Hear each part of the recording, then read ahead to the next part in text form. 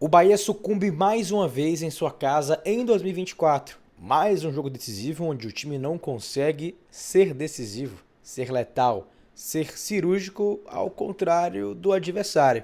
Em comparação com a equipe que enfrenta o Bahia, quase sempre nós somos superados e nem sempre somos os piores em campo. E sim, os menos eficientes, concentrados, raçudos e talvez até com vontade de vencer. Começando mais o conteúdo aqui no canal SB TV, eu me chamo Neto, conto aqui com seu apoio para manter o nosso canal ativo. Peço a sua inscrição caso você ainda não seja inscrito no canal e peço que você deixe o like de forma antecipada para redirecionar esse conteúdo a mais torcedores tricolores. E eu começo com esse dado estatístico. Nas últimas 10 partidas, o Bahia tem 7 derrotas. É uma estatística preocupante. Vou até puxar aqui, Brasileirão, tabela de classificação, e o Bahia ainda é o 7º colocado. Entretanto, o Cruzeiro tem um jogo a menos, ainda joga nesta rodada. Também vem de um péssimo retrospecto na Série A, mas é finalista da Sul-Americana com um triunfo fora de casa contra a equipe do Lanús, se eu não me engano. E o Bahia ameaçado de ficar de fora do G7, que não é garantia que teremos um G8 por enquanto, e sim de um G7. É possível um G9, mas por enquanto confirmado apenas um G7. Vamos conferir aqui algumas opiniões em relação ao confronto de ontem contra a equipe do São Paulo, começando com o cara que eu sou fã, que é o Cássio Cardoso. Ele falou aqui um pouquinho sobre essa partida no seu perfil no Instagram. Eu vou aproximar aqui um pouco mais, pessoal, para a gente ver aqui com mais clareza a análise do Cássio Cardoso. Vamos lá. O Bahia conseguiu mais uma proeza na 32ª rodada do Campeonato Brasileiro. Tomou 3-0 do São Paulo aqui na Fonte Nova, agora há pouco, diante de quase 30 mil torcedores. E mais que tomar o 3-0, é incrível a capacidade do Bahia de entregar um desgosto ao seu torcedor, diversificando os roteiros. Contra o Vasco foi um início muito ruim, né, que contou com falha do Marcos Felipe, com pênalti bobo, enfim, com um time desligado. Hoje foi diferente. Hoje o Bahia pegou um São Paulo que veio para jogar, mas que não conseguiu jogar. Um time muito aberto do argentino Luiz Beldia. Time que tinha na lateral esquerda, um jogador norte-irlandês, que estava mal, o Lewis Ramal. E que tinha o Sabino no lugar da Arboleda para tentar sair jogando e não conseguiu sair. O São Paulo não estava numa das suas melhores jornadas e o Bahia começou o jogo, mesmo com ressalvas na escalação, já que o Tassiano não podia jogar, o Rogério foi obrigado a mexer, aí ele colocou o Ademir, tinha colocado Ademir, velocidade, tudo. E ele tirou o Everaldo e colocou o Lúcio. O Lúcio, na primeira oportunidade, vamos dizer assim, de ser titular aqui na Fonte Nova, já jogou centralizado e o Everaldo não consegue ter essa oportunidade, né? Enfim, o Lúcio jogou, o Ademir jogou e o Bahia conseguiu no primeiro tempo ser um time mais agressivo, um time que marcou a saída de bola, um time que conseguiu evoluir com velocidade do campo, do meio campo e do campo de defesa até o campo de ataque, mas que esbarrou em escolhas ruins, em deficiências técnicas, em uma dificuldade, às vezes falta de confiança para finalizar melhor a jogada, seja no último passe, seja num chute a gol, e transformar esse bom momento em vantagem no placar. Esse bom momento do Bahia durou bastante, foi ali até quase o final da primeira etapa. O São Paulo ainda conseguiu sair um pouquinho, teve até alguns momentos de perigo, mas o São Paulo não se impôs ao Bahia em momento nenhum no jogo. Foi um jogo que você via o Bahia, mesmo com o Cauli mal, detalhe, né? O Cauli mais uma vez jogando mal, com o Jean Lucas abaixo do que pode e deve render, o Bahia era melhor que o São Paulo. O Bahia tinha uma perspectiva de fazer gol e de sair para o intervalo com vantagem no placar. O 0-0 que se apresentava aos 40 do segundo tempo já trazia frustração para o Bahia e para as pessoas, a maioria dos torcedores aqui na Fonte Nova. Eis que o Marcos Felipe entra em cena, né, com um erro tosco, grosseiro.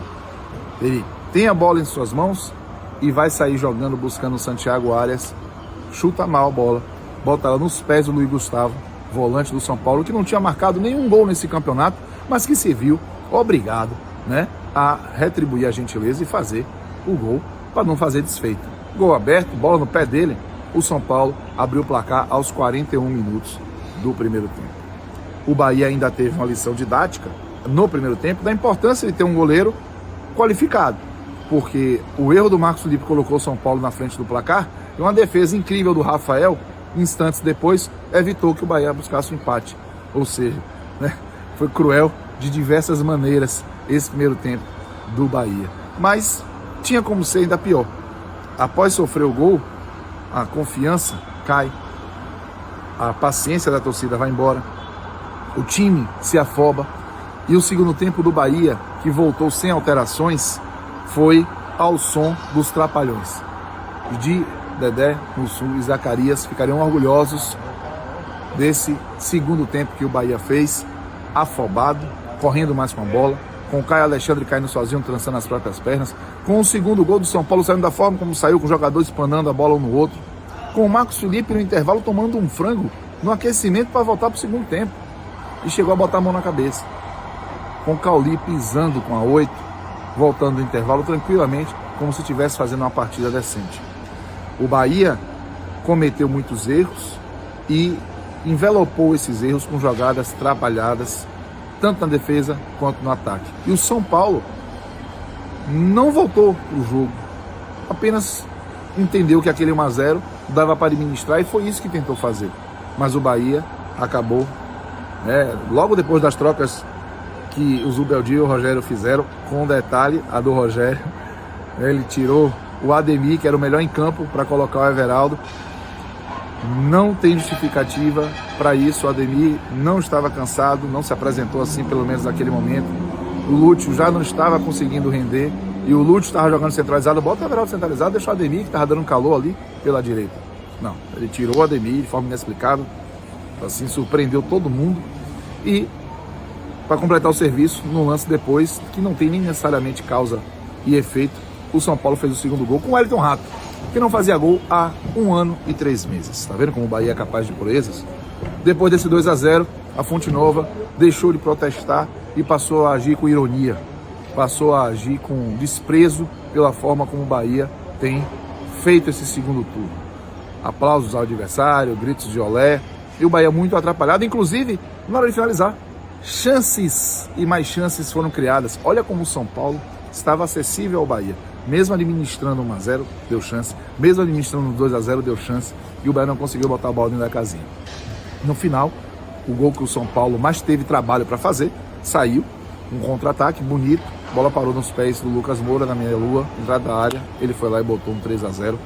Que vamos dizer que o São Paulo fez pouco para conseguir, mas o Bahia fez muito para entregar. E aí, no encontro de forças, o esforço do Bahia prevaleceu. Bahia fez muito para perder por 3-0. E está fazendo muito para deixar a vaga na Libertadores para outro time, para um Vasco, para um Atlético Mineiro, se não ganhar aí uma Libertadores ou a Copa do Brasil, para quem quer que seja, menos para ele, porque não está jogando nem perto do que deveria para ser um time cogitado na principal competição sul-americana, competição que o Bahia não sabe o que é jogar desde 1989. Mais um resultado ruim, mais uma performance ruim do time individualmente, mais uma performance ruim do Rogério Ceni enquanto técnico. Ele segue chamando para si as responsabilidades a partir de decisões ruins. Se não for na escalação, já teve, é na substituição de maneira gritante. O Bahia vai caminhando a passos largos para uma decepcionante temporada de 2024, porque no momento decisivo, no momento de mostrar que tem farinha no saco, está esfarelando. Cássio Cardoso, meu amigo, comentário completo, perfeito, não acrescento mais nada, nem uma vírgula em relação ao que o Cássio trouxe aqui, minha gente, sem brincadeira, acho que, enfim, a gente só concorda com o Cássio.